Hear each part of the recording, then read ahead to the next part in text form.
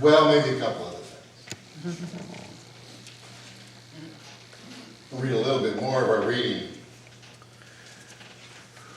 God said, let's make human beings. Of course, everyone's still wondering if that was a good idea or not. Making them reflecting our nature so they can be responsible for the fish in the sea and the birds in the air and the cattle. And yes, earth itself, and every animal that moves on the face of the earth. So God created human beings, created them God-like, reflecting God's nature, created them male and female, and God blessed them and said, prosper, reproduce, fill the earth, take charge. Be responsible for the fish in the sea, the birds in the air, every living thing that moves on the face of the earth. Back in 1607, when the King James Version came out, that wonderful Hebrew word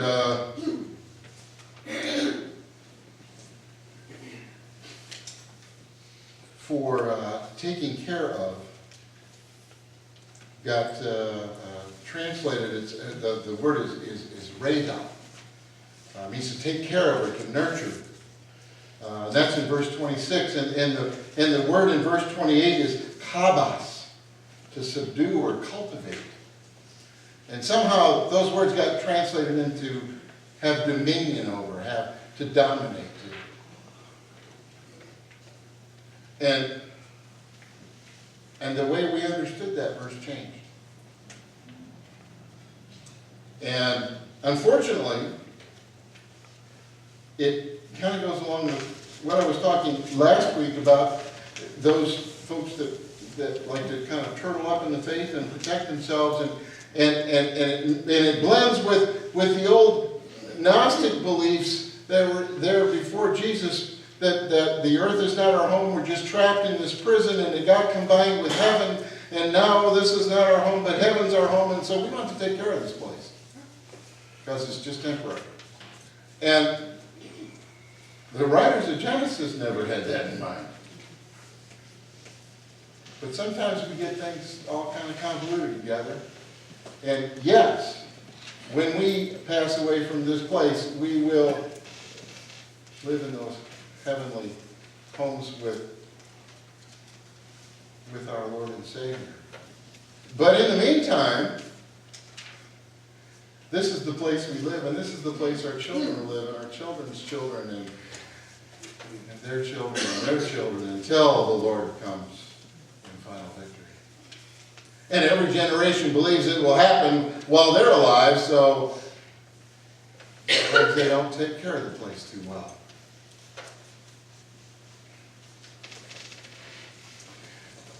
Most of Genesis was likely written during the exile, as was much of the Old Testament, between 600 and 500 BC, while Israel was in exile. Everyone was afraid that the stories that they had passed down generation to generation in their homeland, the stories about David and about Solomon, about Moses, and about all the things that had transpired in their history. And they were very careful to keep a good oral history, but they were afraid some of that would be lost, or much of it would be lost, when they were in exile in Babylon. And so the rabbis and the scribes and the priests would begin to write these stories down in scrolls. And this wonderful piece of prose, this first chapter of Genesis, it was likely written then as well.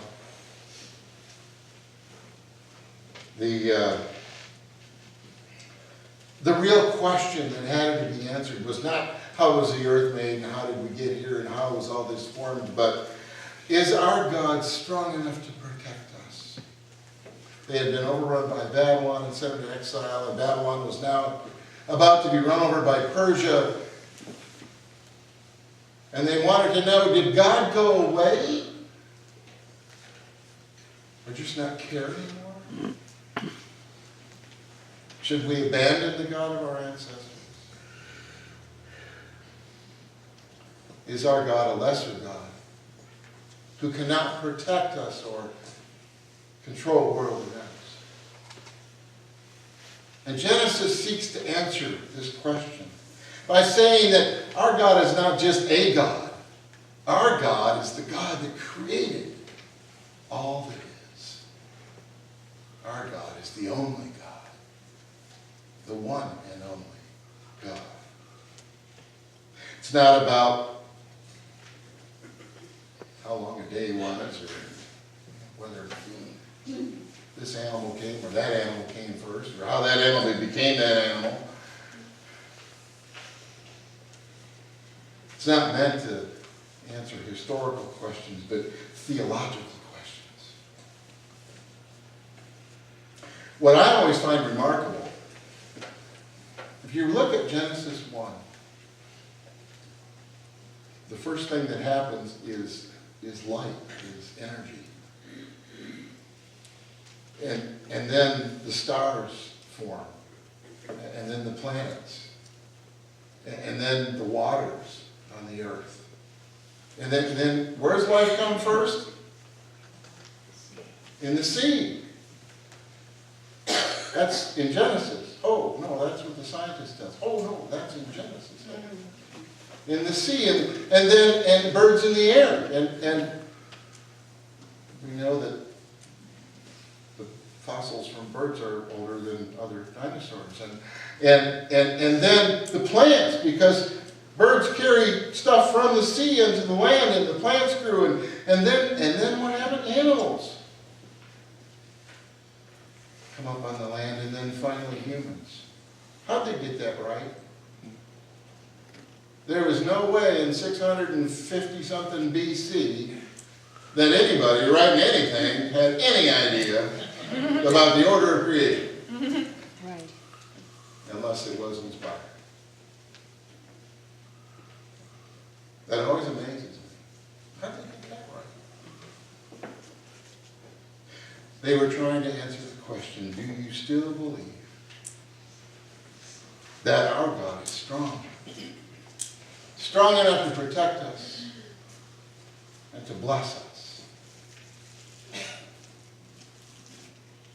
And if we believe the answer to that question is yes, then what does that mean for us?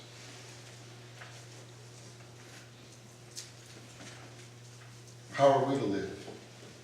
If indeed that's true, as we believe it to be. It's obvious to the writers of Genesis 1 especially, that creation was good. Everything God made was good. The earth was made for us to live in, just as Marvin sang a minute ago. And God gave us everything we need to exist. And everything we need to thrive.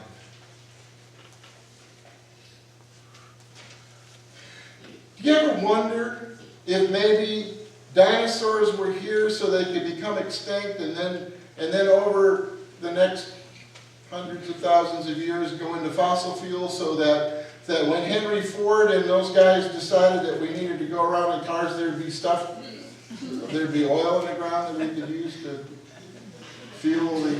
That's a lot of planning.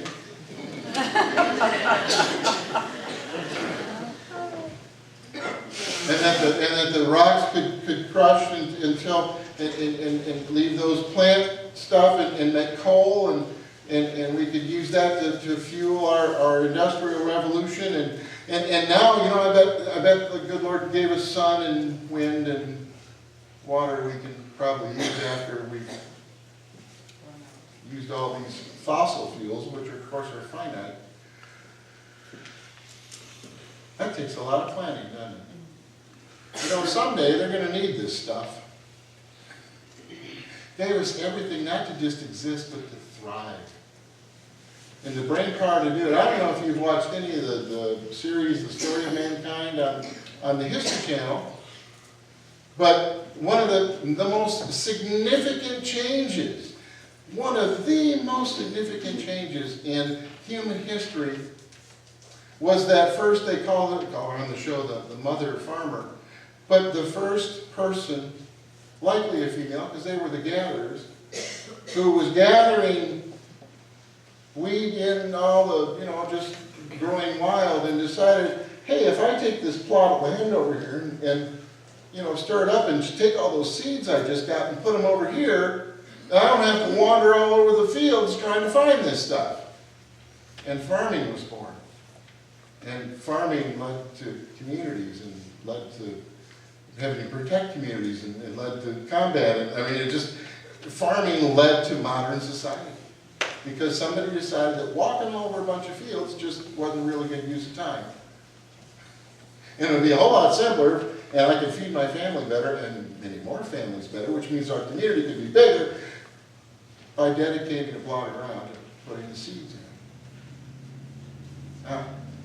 But who do you think planted that in her mind? It's amazing how God works, how God continues to be active in our world. And He gave us, humans, and the responsibility, the hreda, of taking care of or nurturing His creation, and the kebas, the order to subdue or cultivate the land. There's no sense in Genesis as this is a temporary home. This is our place for humanity, for humans to live. So we ask ourselves, how do we live? Chief Seattle in 1854, I had my Kindle days, I had a couple quotes I wanted to read. Chief Seattle in 1854 says, "Man did not weave the web of life.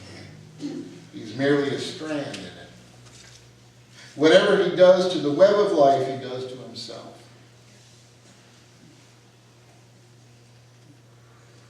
Pretty wise guy.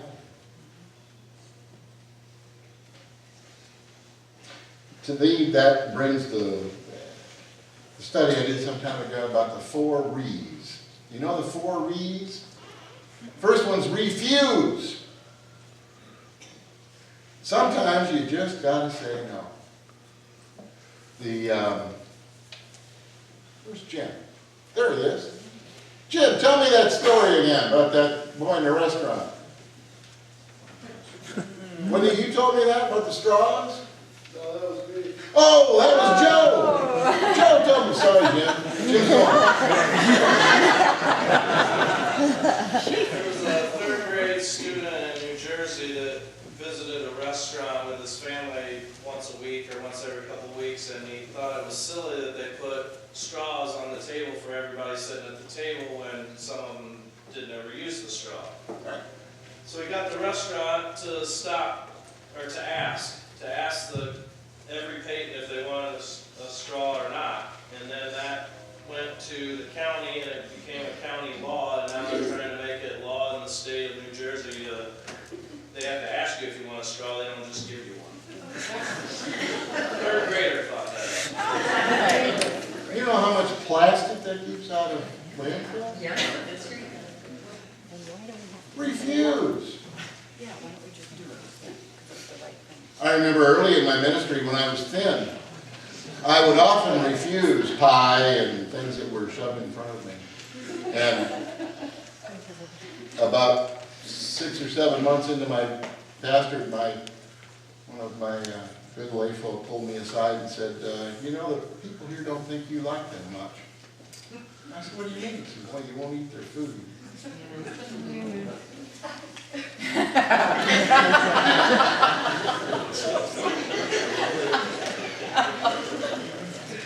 Which in the South is even more important than it is here. Sometimes you can't refuse. So if you can't refuse, then the next thing you do is reduce. You know, give me a small piece of pie. Just put one thing on my plate at Coffee Fellowship, and not a sample of everything. There was a buffet we used to go to in Holland that said, "Take all you can eat, but eat all you take." What was the name of that place? Swedish House. Huh? Swedish House. I guess that was it. Sweden House. Oh, yeah. It's been years since I thought about that place. And, you know, those of us who were raised to have to clean our plates because there were starving kids in Africa, some of us, when we got to a buffet, we thought we had to clean that too.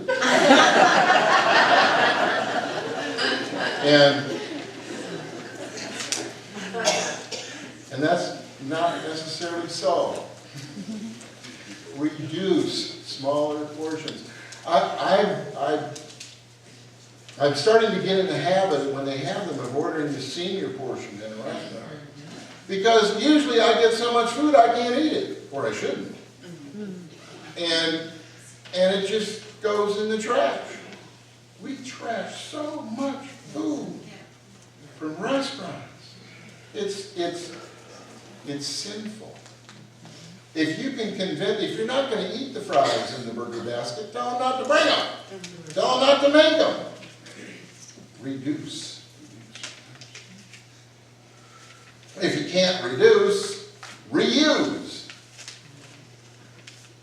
Oh, unreduced. There's another nice part. When you can't get a restaurant not to give you whatever portion because they don't want to have somebody come back at them later and say, what are you going to do? Is that, here's a good practice, and I gotta follow this, but I'm gonna tell you anyway.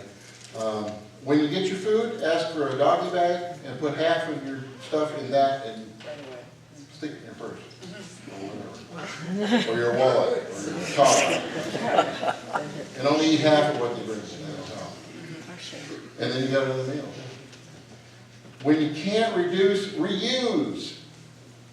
We throw away a lot of stuff. In fact, we throw away so much stuff that now manufacturers make it to be thrown away.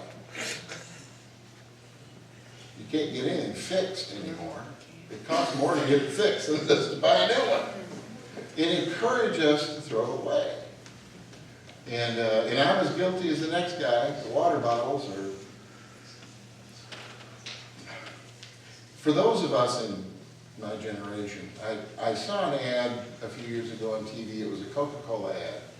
And there was like 4 teenagers, and it was 1968, it said, or something like that. And they were down by a river, and they were having fun, like teenagers do, and drinking their Coke. And the guy finished his Coke and put it down in the river and held it up, and he says, hey, someday people will put water in a bottle and sell it. And everybody went, hey, you're nuts. Nobody's going to buy water in a bottle. I mean, come on. It's free. Why would anybody pay for water?